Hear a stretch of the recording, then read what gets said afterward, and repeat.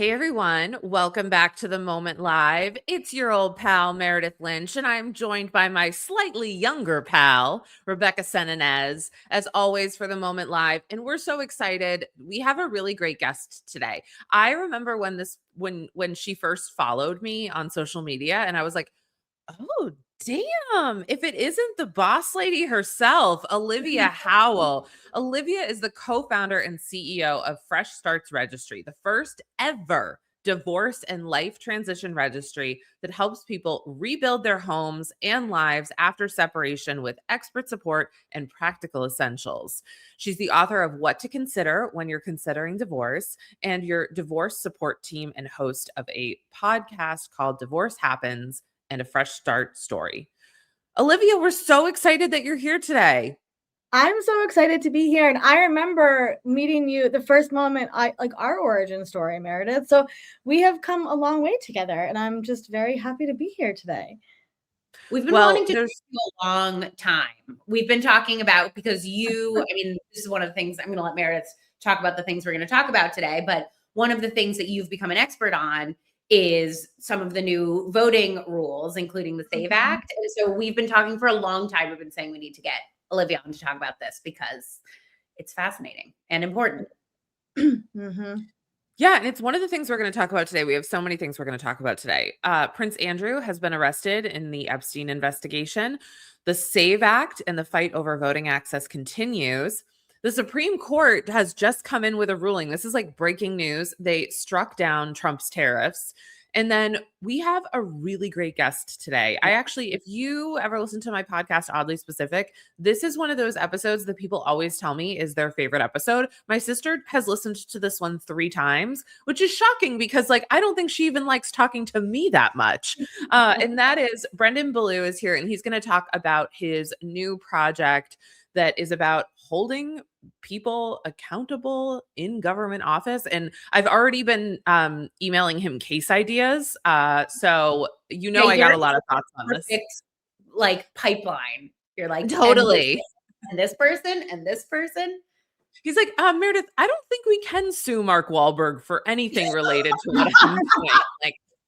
You can always try. We need to sue Tyra Banks for her war crimes against millennial women. So if he's willing to take that up, we'll submit that.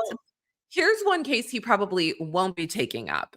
Andrew Mottenbont Windsor, formerly known as Prince Andrew, has been arrested for suspicions of misconduct in the public office in connection to Jeffrey Epstein's sex trafficking ring.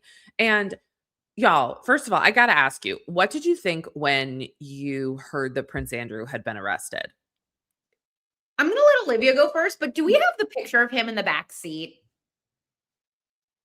Maybe not. Maybe not. Go ahead.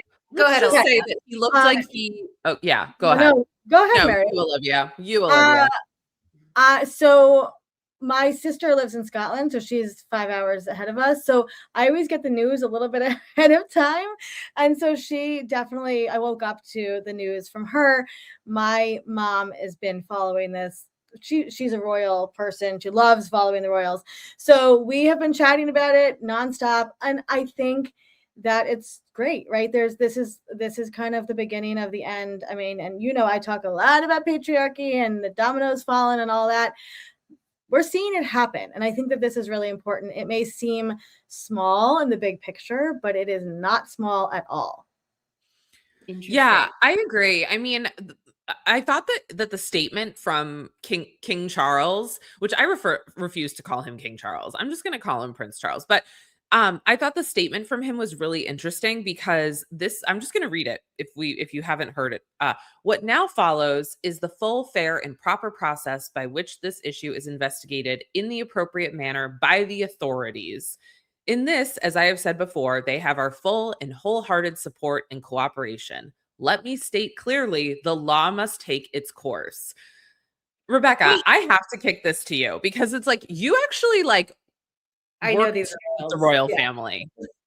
Well, okay. Can I also just say he dropped this? He was like, this person is not my brother. I'm acting here as the king. The law has my full support. And now I'm going to go open London Fashion Week. Like he said, no, thank you, bye-bye. And I'm going to maintain my cultural relevance.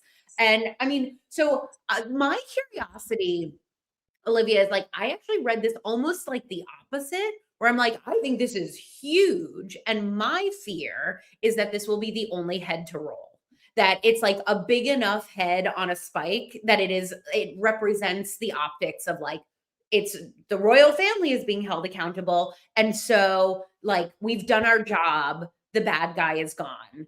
And like, that's my fear more than anything. And I think that the royals are expert. I mean, what the royals do more than anything is maintain that institution. And I always found this to be sort of fascinating because they're basically like living monuments. Like their job is to be like, no matter the winds of politics and trends and culture, the royal family exists as a living monument to stability and civility and like whiteness and like all these other things that they don't talk about. But I do think that that's what Charles did here, is he said like, we are not people, we are not family, we are not sad, we are an institution, and now you will go see me like maintain our cultural relevance, and we are chopping off the arm of Andrew Mountbatten Windsor. And the picture of Andrew Mountbatten Windsor in the back of the car, he looks, there we have it. Really, like, this was striking to me. This picture in and of itself felt to me like, I mean, like, I don't know Virginia Giuffre, but it did feel like it's like he has the look that I'm sure so many girls felt around him. And in some ways, I'm like, there's a little bit of justice. Like, this man suddenly feels the powerless terror that all these girls felt at one point or another. I agree. I totally agree with you, Rebecca. From my perspective, I spend all day on Threads. I'm listening to people, right? I think that there was such a fear that nothing was going to happen, right? Like no one was going to be like taken accountable for this. Nothing was going to happen. So this is like one little, like, you know, yes, it's huge. I think it's bigger maybe overseas than it is in America because we don't have the same connection necessarily to him. And we have our own people that we're waiting to fall. But, you know, I think that it was important for people to see this is happening, right? We are taking these people accountable, but it is obviously a huge deal. And we're not used to seeing men take accountability or like these things happen to these men. You know, there's been a lot of correlations. We'll talk about this too with the SAVE Act in terms of family court system and what happens with a lot of these people. And often nothing happens, right? And so this was, I think, very exciting in terms of maybe there's a chance we can actually see justice for this. Well, I think one of the things that was hard for me is that, like, it's not about the women or girls. This is about the crimes that we actually take seriously as not just a country, but as the global world, right? Like, we take the crimes of like giving, you know, corporate secrets or government secrets, which, like, I'm not saying those, you know what? Maybe what's a government secret between friends, right? Like that, like, we take government corruption more seriously than the sexual assault of underage girls. And that's what I thought when I saw him, when I first saw him get arrested. I was like, oh, he's getting arrested for Virginia Giuffre. And then I read that it was like, oh, it's that he emailed this. And I was like, you know what? I've probably emailed a document I'm not supposed to email. Like, you know, to me, I'm glad he's getting it, but it's like, when is someone going to get held accountable for the crimes that have happened against women and girls? Never is the answer. It's like, no, I think that's a really good point. It's like what we like, the moral outrage is what has opened this thing up. Like, Virginia Giuffre's bravery really is, I think, part of what started this domino effect. And yet I think you're totally right. Like, in terms of like the legal system of people being held accountable, like, never, I think. Like, would you care if Andrew was emailing British documents to Jeffrey Epstein? Like, I don't fucking care. Go ahead. Do it. No, they can't, but they're not going to get them for the things that they're actually supposed to get them for. That's right. Yeah. I know, Meredith and I. This is actually perfect timing, because let's just talk about how much everybody hates women. Yeah. Feels like a good transition. we want to talk about the SAVE Act. So the SAVE Act is the Safeguard American Voter Eligibility Act. It is Republicans are putting forth a new legislation. It passed the House last week. All Republicans voted for it, including Thomas Massie. I'm always like, bro, come on. And one Democrat. And it is a proposal that would require, when you register to vote, so like imagine when you're at the DMV or wherever you go to register to vote, that's where I think of it. I just re-registered to vote when I redid my license. You have to prove US citizenship. So that means you either have to have your original birth certificate or a passport.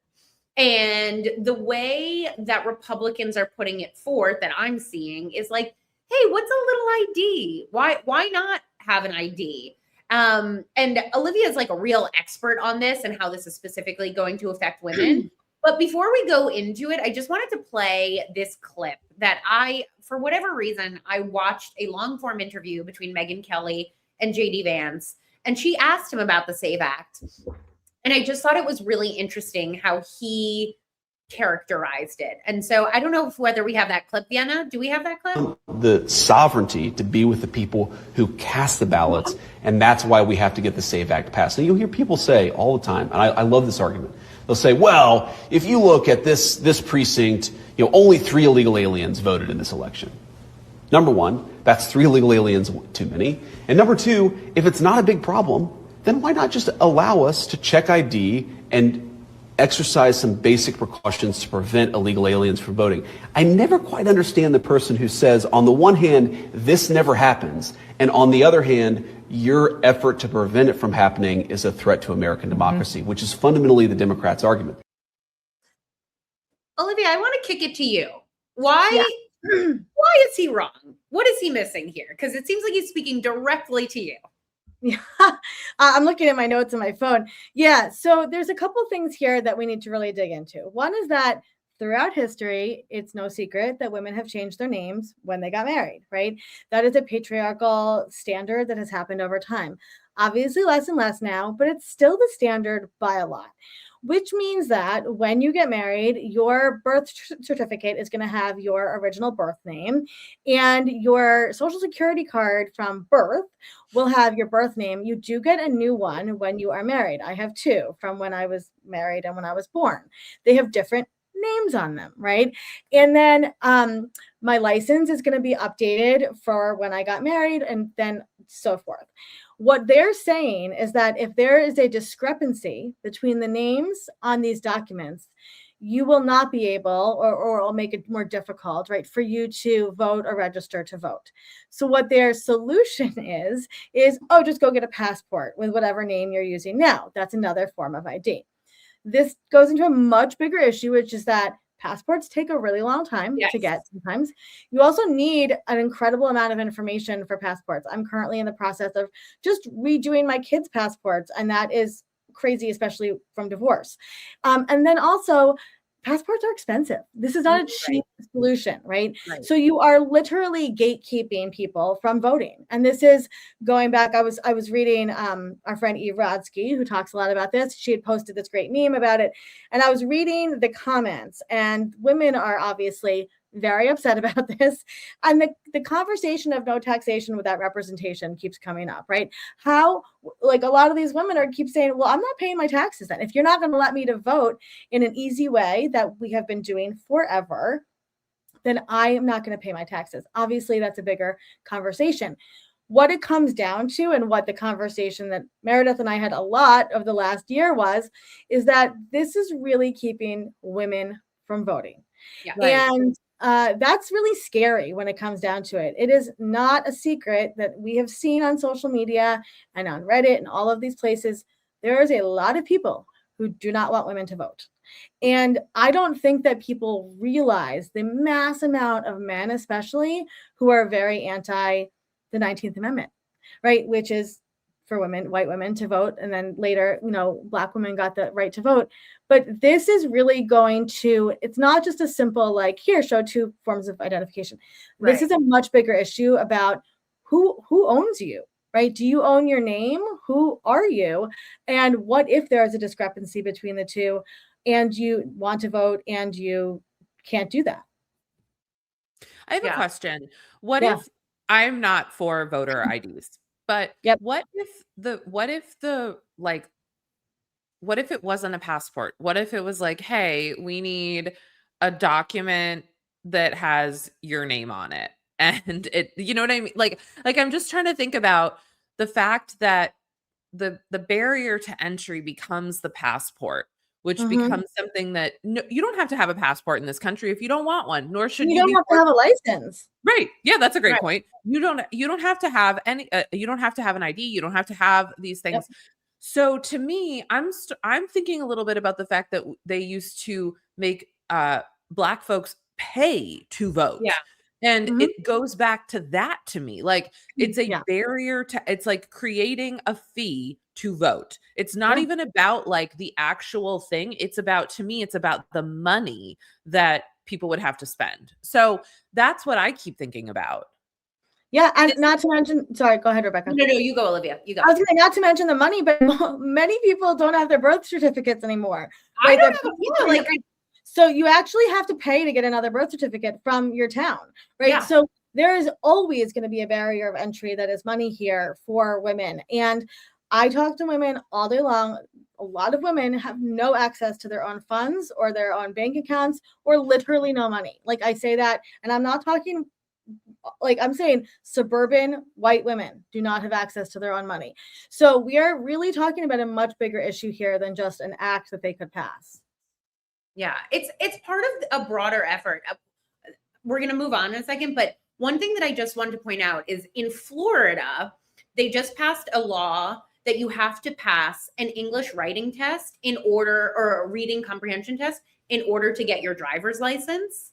And I was thinking about whenever I've registered to vote, it's always been when I'm getting my driver's license. And so to me, I see this sort of like, oh, like this is one place where they're basically eliminating the ability for non-English speakers to get into the voter rolls. Like there's so many small ways in which they're clearly trying to purge the voter rolls in so many different ways. And,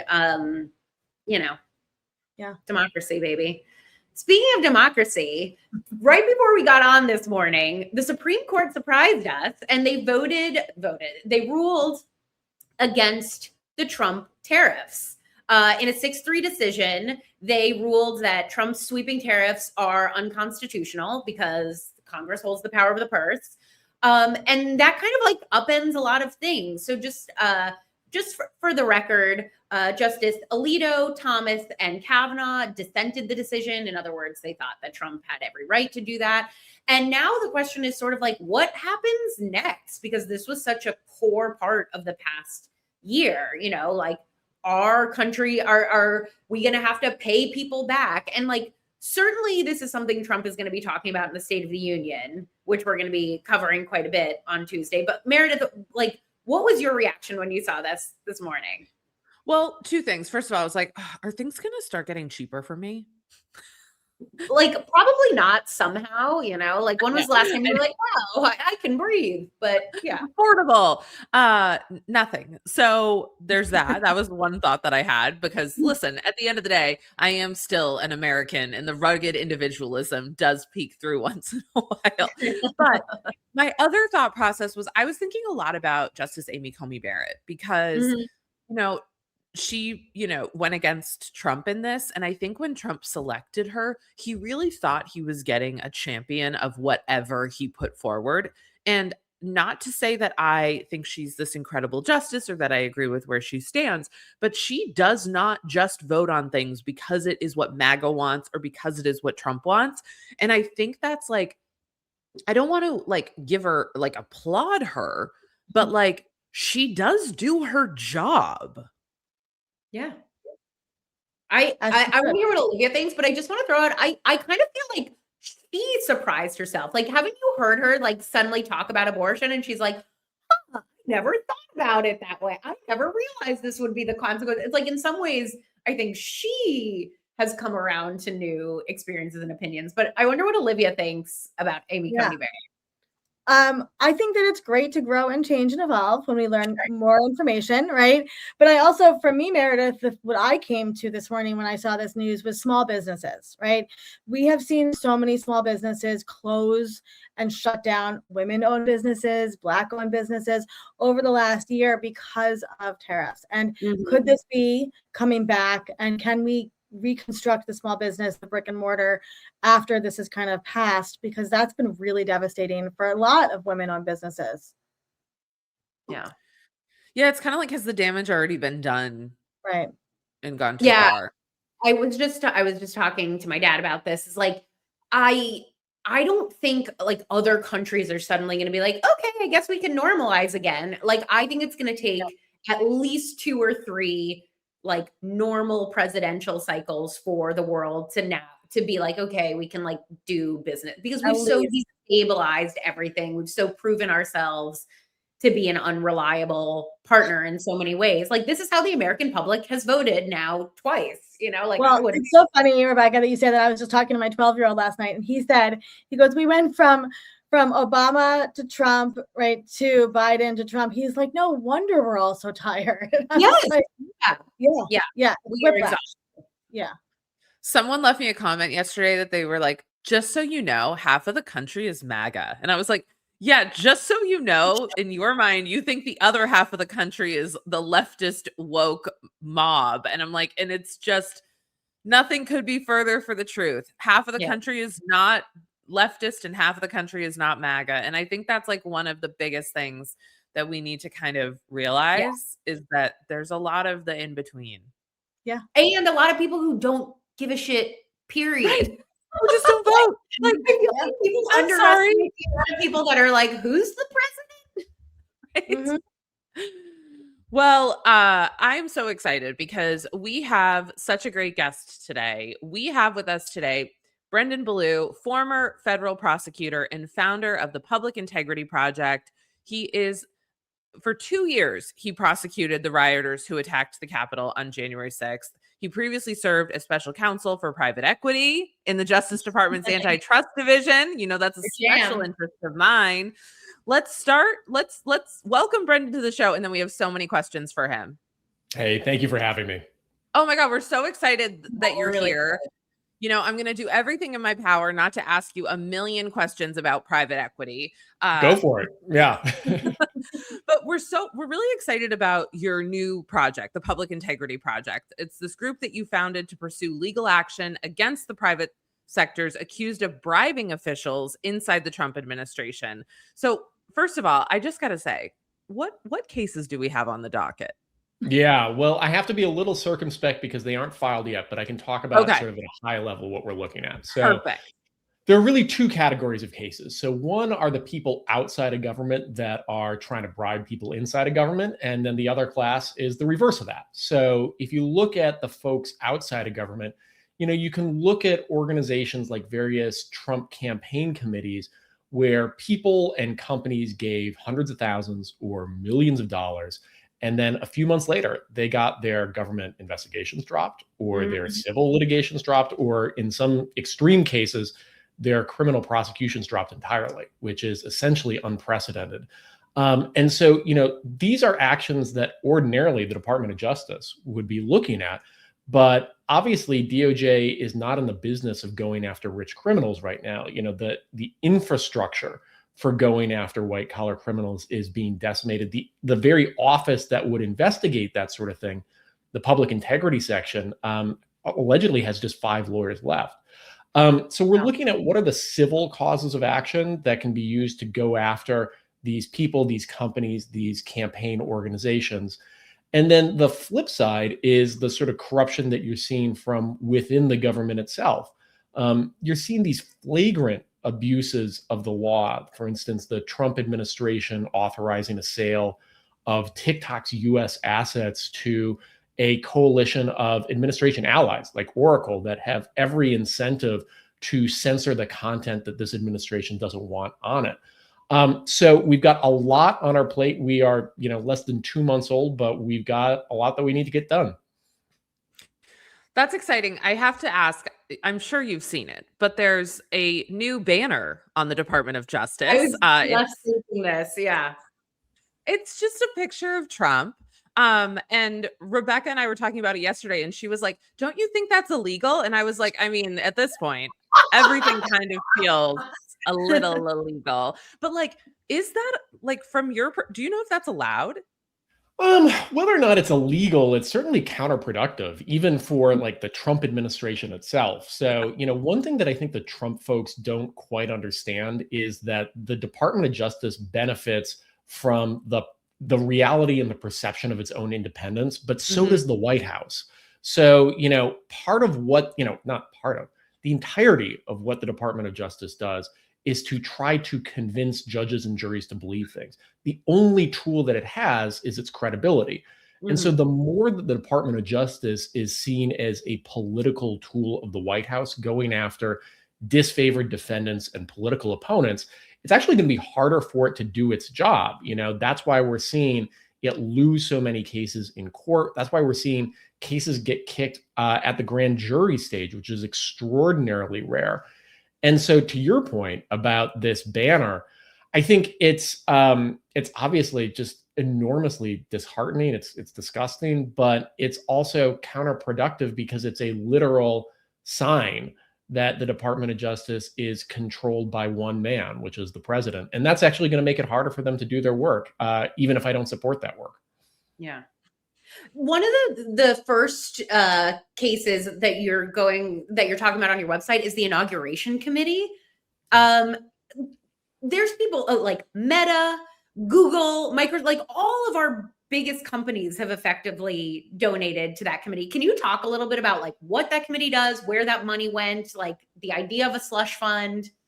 Yeah. So inaugural committees are pretty shady just by their nature. So, people and companies can make unlimited donations to these inaugural committees that nominally, pay for the expenses of the inauguration, but the leftovers can be used to go to, for instance, the President Trump's presidential library, where we don't know how the money's going to get spent.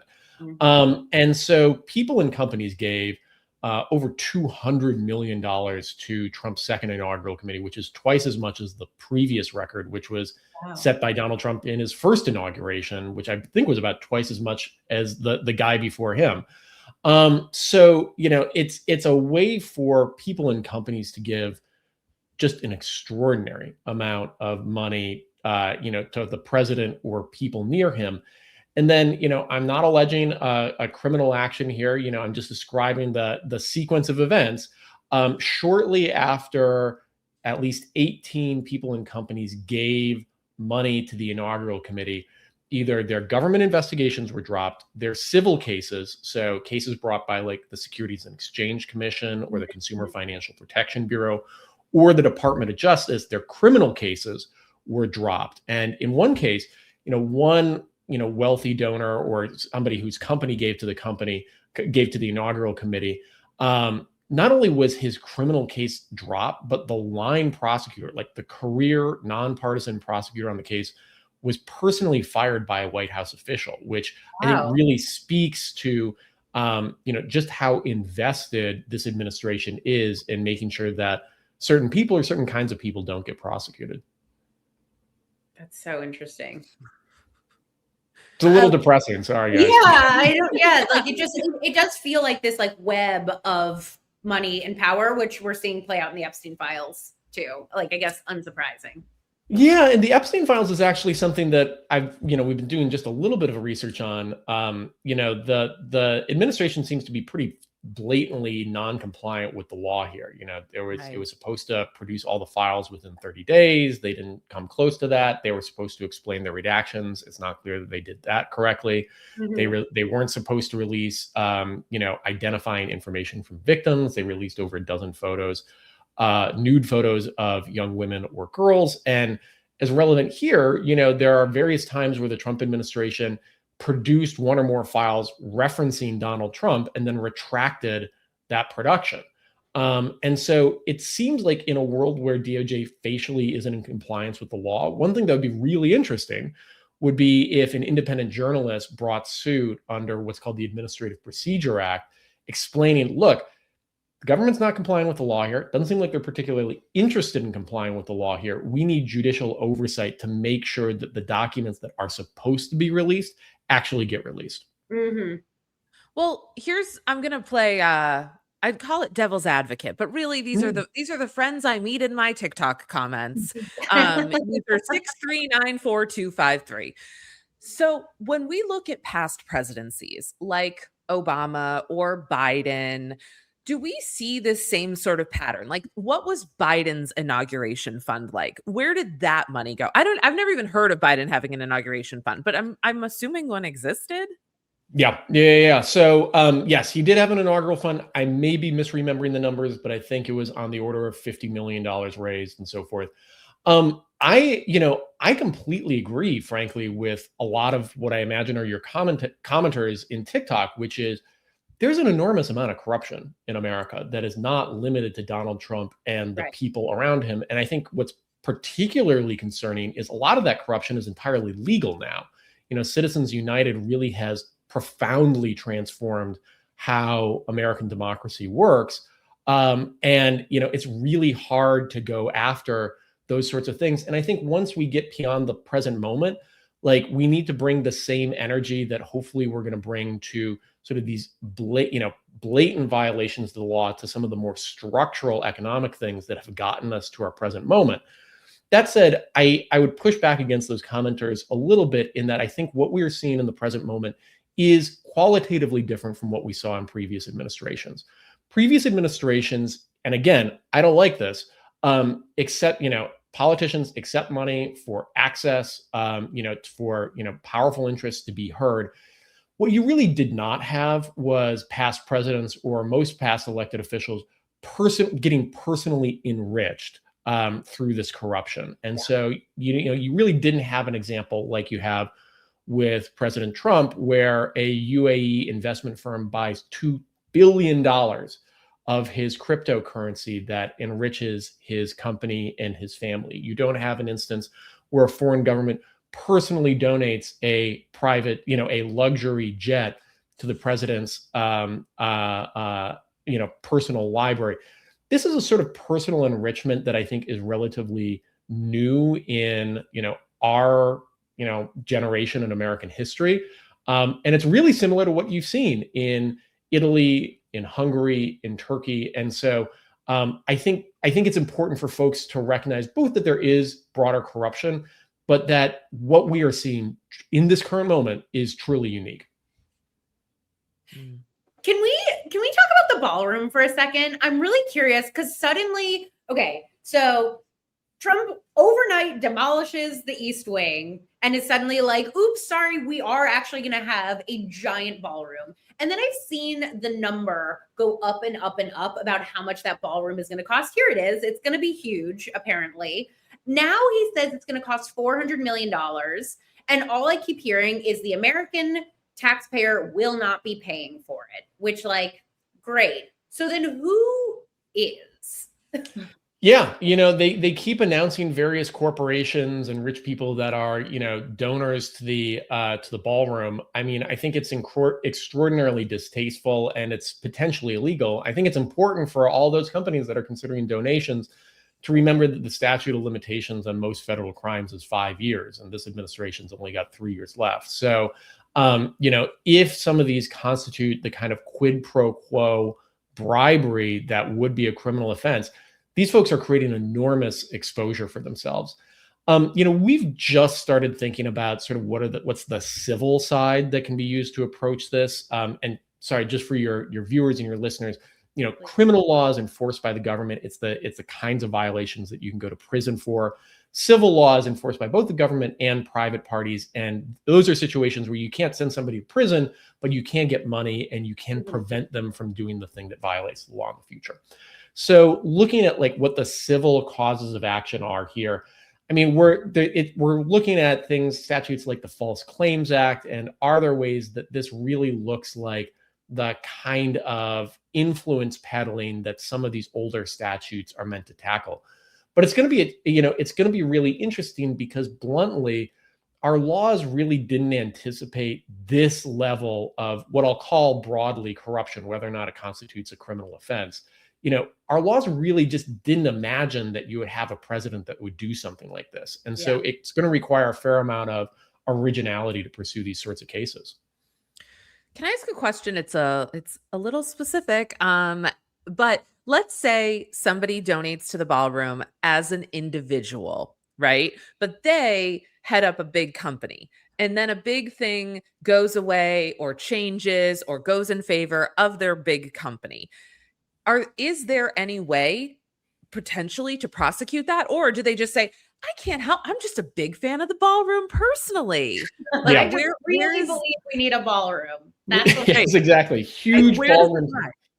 So, it's a great question. And the standard lawyer answer is it depends. I used the phrase quid pro quo earlier. What you need, unfortunately, our federal white collar law has really been whittled down in a lot of ways by the Supreme Court, so that you really need to show a very explicit quid pro quo, the idea that I am donating this money with the understanding that both of us have that we're going to get some sort of private benefit as a result. I don't think it would matter particularly if the money comes from, the company or the executive at the company, so long as there's an agreement. Okay, great. I'm going to be submitting cases all day. No, I'm just kidding. I'm kidding. I'm not going to flood your. No.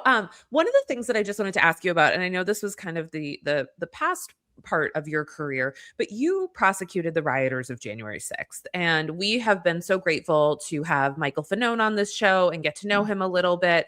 And I guess like one thing I just, want people to know from your perspective, like what don't we know about January 6th as the American public?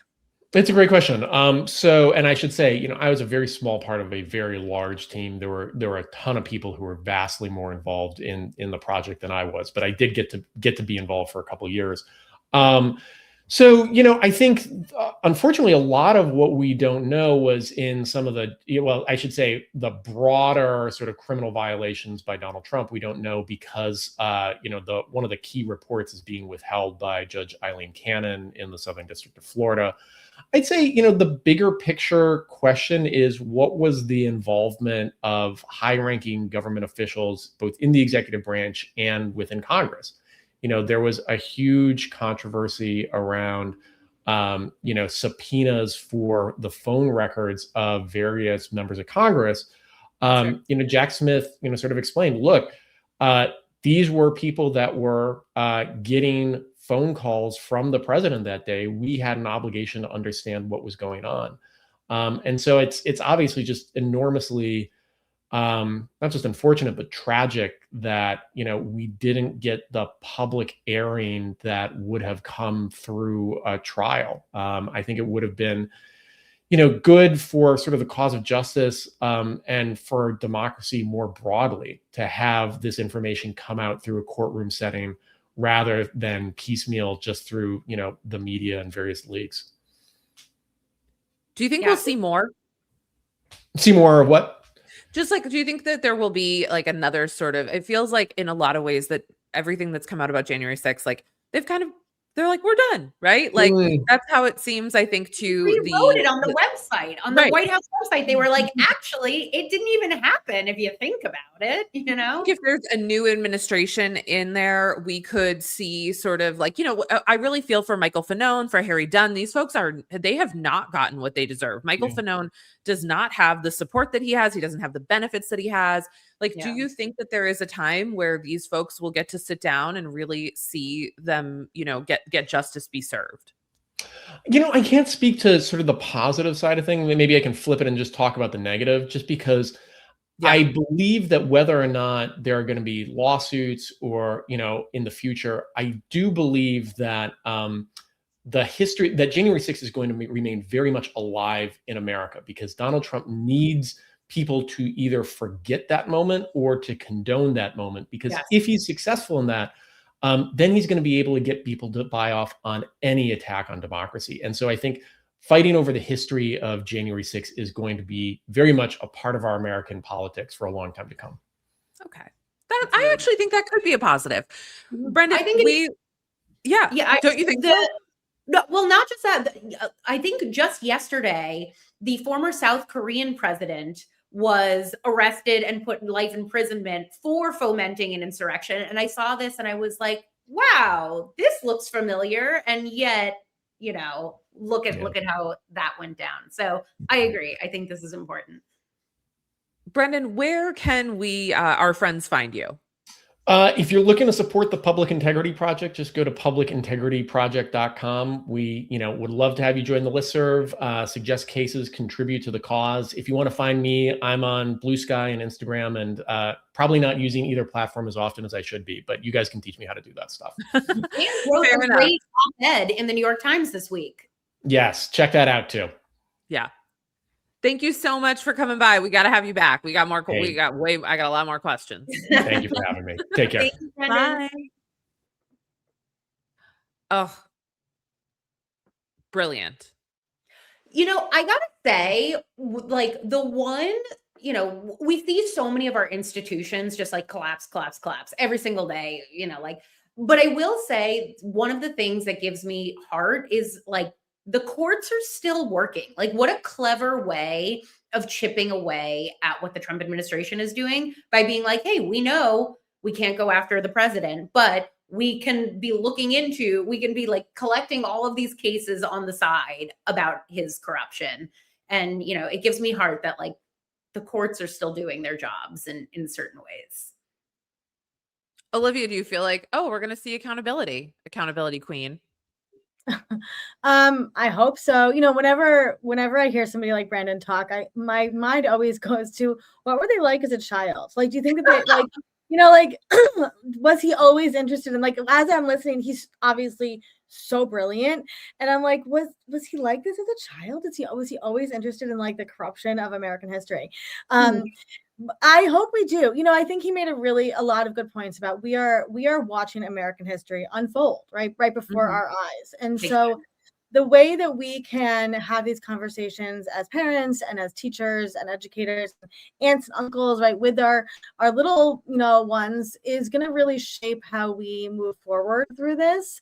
And I do think it's important to just, always have places like this show, right, that we can come and get like the actual facts and information and say like, so much of this work is accountability, and it's about education and learning what a hypothesis is and proving these things and, research, right, and being educated researchers.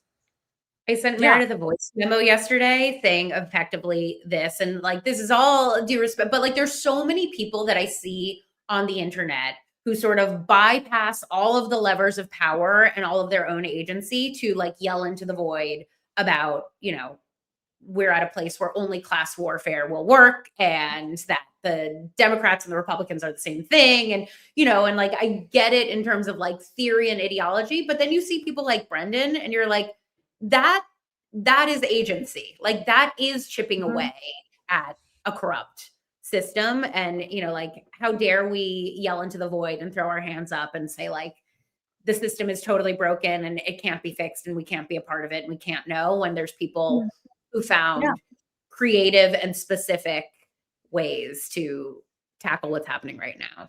I agree, Rebecca. And we have grown up as like millennials, elder millennials, in a time where things have gotten progressively quicker, right? Like we're answering questions quicker. We're doing. That's not how history actually works. And I think that like we need to remember that, right? History takes time. It unfolds slowly. We learn things slowly. I think that Brendan was a great example of that, right? He took years on all of these things. He's taking time to build this new project. So many people are so quick, right, to jump to like, this is what's going to happen. Yeah. Right. Yes. That's such a good point. Like, I know I love Brendan's work. I first found out about him because he wrote an incredible book called Plunder about private equity.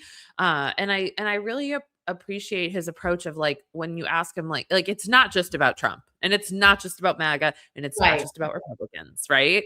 And I remember that was one of the sort of revelations I had when reading his book about Democrats, and because people always assume that Democrats are like just towing the straight and narrow when it comes to private equity involvement.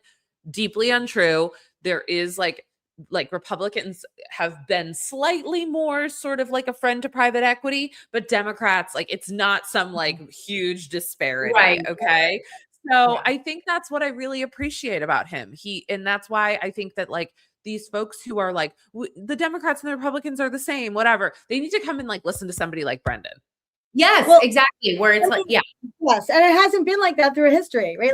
Like if you look at Lincoln's time, right, that was a completely different Democrat and Republican party, right? And so parties have changed before our eyes in the last 20 years. But there's so many people that just look at the right here and right now on TikTok and they're scrolling. Like, who's winning, who's good, who's bad, how am I morally in it? Yeah, I agree. Well, at least it's Friday. It is Friday. And so I'm dying to know, Olivia, what's, we always end our shows with what's having a moment for us. And so I'd love to know, is there anything in your life that's having a moment for you? Well, this is not going to be surprising for people who follow me, but divorce is having a moment. And if you saw this week, the wonderful Laura Wasser, who is a celebrity divorce lawyer, she is a friend of our podcast. She released a line with Reformation that a lot of the proceeds go to helping women who need legal aid, I believe. And it is I wish I could afford the clothing. First of all, I joke, I'm a huge Laura Wasser fan and I love the clothing, but no divorced woman could actually afford any of those clothing. But she teamed up with them. And so, I've been banging this drum for 4 years, trying to make divorce, normalized and in the mainstream. And she's been a big part of that. But divorce is having a moment, right? When it's not just divorce, it's liberation, right? It's talking about these things, the SAVE Act, getting women's voices out there. And I'm just really proud of so many women who are speaking up about their stories, because that is how we share the information. But yeah, divorce is having a glam moment, and I'm proud of that. Yeah. My theory. It's a blanket statement, but I'm just going to say it. The most normal people get divorced. Yeah. I also want to plug our own previous show. We just did a deep dive on the Project 250, it's the Heritage Foundation sort of like update on Project 2026, where it like goes into like 250 years of saving marriage and like how much of it is about dissuading women from being single, taking away their agency, forcing them into marriage, taking away, there you go, taking away financial and education and government subsidies for like the ability for women to be on their own. So, Rebecca, yesterday, I do I talk to women every day who are going through divorce. That's part of my job for free if anybody needs it. I was talking to a woman yesterday who was a top 1% of the country, and she has spent upwards of $500,000 on her divorce, and she is left with almost nothing, right? And so, I think that we often think about like divorce does destroy women financially, but why? There's so much financial abuse happening. And that's really the conversation that I've been trying to have a lot lately. It's not just like women, who are below the poverty line. We're talking about very wealthy women who do not have the ability to buy their kids cereal. And like, why is that happening? So lots to dig in there, but yes, divorce. I know we're towards the end of the show, but like, this is so fascinating to me. And I could just like rage about it because there's been so much talk about conservative feminism and like pulling and trad wives and pulling back. And I'm like, it wasn't until 1972 that women were allowed to have their own credit line. Like, it is so recent that women were even allowed to have their own money. And like the amount that we are tied to having to be attached to men in order to have any amount of resources. I could go on and on about this with you. I'll come back. We can talk about it another day. Yes. You must. Brilliant. Well, Rebecca, what's having a moment for you? Okay, a lot less intellectual. I think maybe at this point we've all seen it, but it turns out RFK Jr. is a never nude. And this is very important to me for those of us who are Arrested Development fans. Yeah. Tobias Fuenke brought this forward to us. Cannot be nude, has to wear the jean shorts. And RFK Jr. released this video with his, ashtray of a friend, Kid Rock, showing them exercise.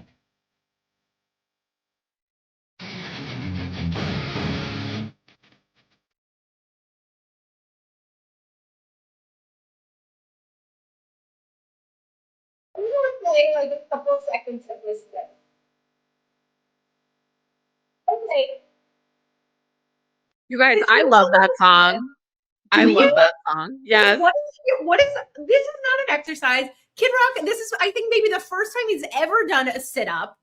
I also feel like I want to know what the director was doing. Relatable king. Okay. Relatable king if he's never done a sit-up. Okay. Them in the sauna. He's left his jeans on. Oh, and look at him. He's about to go into the cold plunge with his jeans. I just find this whole thing to be wild. And I just want to yell at like, kiss. Just kiss. Like it's I was gonna say I would not want to be in the bathroom with these guys. So I think that like there's something about this. I live in West Hollywood, which is like, you know, the epitome of gay camp culture, and like they've really nailed gay camp culture here. Just kiss. Anyways, what's having a moment for me is just how unhinged and bizarre this video is. And it was released, by the way, by the government, the Department of Health and Human Services. This wasn't like Kid Rock's personal account, you know? So that's what's having a moment for me is RFK Jr. is a never nude. Well, I don't know. So wait, did my tax dollars go to that? Yes, that's what I'm saying is whoever was in the background being like, all right, kid, now you're going to take off your shirt and you're going to slap his butt and you're going to drink some whole milk. Like whoever edited that is being paid for. I mean, the font alone. Yeah. The font alone. What's having a moment for you, Meredith? Let's move on. I'll tell you what's having a moment for me. It's a little more wholesome. Having a moment for me is for the first time in 24 years, a U.S. woman has won the Olympic gold medal. Alyssa Liu took home the gold last night in ladies figure skating. Some people know this. I'm a huge, huge figure skating fan. I have been for a long time. And I really like these three young women who were, you know, the three women that went for the U.S. But Alyssa, to me, what's so interesting about her is that she took two and a half years off from competitive skating. And she had been like really like type A on skating. Like it was a very intense thing that she'd done for all these years. And when she decided to come back, what she said is she was like, I'm going to do it on my own terms. I'm not going to like, you know, I'm doing it for fun. Like I'm not going to do it the way that I did it before. And it's like, to me, I think it's such an incredible lesson for all of us, like for me included, is like, you know, if you're out there and you're having fun and you're doing it, it doesn't mean that you're not taking it seriously. It doesn't mean that you can't do a good job, but like, look at what happens when you lean into that. And the other thing that I love is I was looking last night at some of these, I was reading about the rivalry of, I mean, there's a huge rivalry of Nancy Kerrigan and Tanya Harding, and I'm obsessed with that. And I've talked about it for years, but the rivalry of Tara Lipinski and Michelle Kwan, I was reading about it a little bit last night. And like, it's so heartbreaking because like these were two young women who were in this like huge pressure situation being pitted against each other by adults. Yeah. And like they look back on it now with grace and they're like, oh, we're so glad we had each other. And they didn't have like the Nancy Kerrigan, Tanya Harding situation happening, but like still why? And like these three women on the the women's Olympic team are not like that. They're cheering each other on. They're rooting for one another. And it's just like, that is what women can have. Like we can all be part of each other's successes. And I just love that young women and girls have that example. Yeah, I agree. I know. Space for everybody. We're raised on an idea that there's only space for one. I remember that. I remember the Tara Lipinski, Michelle Kwan, like pitting against one another. And they were babies. When you look back on it, like, wasn't Tara like 15? She was like really. Yeah. I think they were younger than all the women, maybe the other, but they were younger than all the women who are even on this Olympic team. And so like to pit women against each other like that is just, I'm like, sometimes we talk about like, are we moving forward? Are we making progress? Like when I see things like that, yeah, I think so. And like, what a just cool story. So anyway, 24 years since a U.S. Woman has won the Olympic gold. And I think that Alyssa Liu is a great person for, like, I always think it's cheesy when people are like, this is a great person for young women to look up to. But yes, you know what is going to be another great thing that's happening Tuesday night, Rebecca and I are hosting a State of the Union watch party in partnership with the Democratic National Committee. We're going to be streaming live. We're going to be on at 5:30 PST, 8:30 EST. We have some of your favorite guests popping on. We have V from Under the Desk News coming on. We have our friend Jenny Yang, who's a fantastic comedian, coming by. We have some lawmakers that we're confirming. So we're going to be just watching the State of the Union, hearing all the hottest gossip on our country with all of you. So come up. That's exactly what it is. It's just the hot gossip from our country. Dude, I don't look that hot these days. It's always a nice reminder. But anyway, people keep telling me like my photo's a catfish on TikTok, and I'm like, no, it's just good lighting, baby. Yeah. Like, I can look like that with the right scrubbing. I don't know, Meredith. I disagree. I can't even tell you how many people DM me to be like, what does Meredith do to her skin? And I'm like, liberal tears, baby. Liberal tears. You guys, Olivia, can you tell our friends where they can find you? Sure. On Instagram, I'm Olivia Howell, and I say this every time. If you need any divorce support, please DM me. I answer every DM. I answer every email myself. So I'm here. Our mission is to make sure nobody goes through divorce alone ever again, and we mean that. And then you can go to freshstartsregistry.com to browse our amazing experts, get some free consultations, build your registry for free, get tons of education, and Divorce Happens is our podcast. So go check that out. Thanks, Meredith. Thank you, Olivia. Rebecca, we will see everybody back here Tuesday evening. We can't wait to hang with you. And yeah, stay tuned. thank you so much for being here, Olivia. Thank you for all your hard work. Thank you, Rebecca.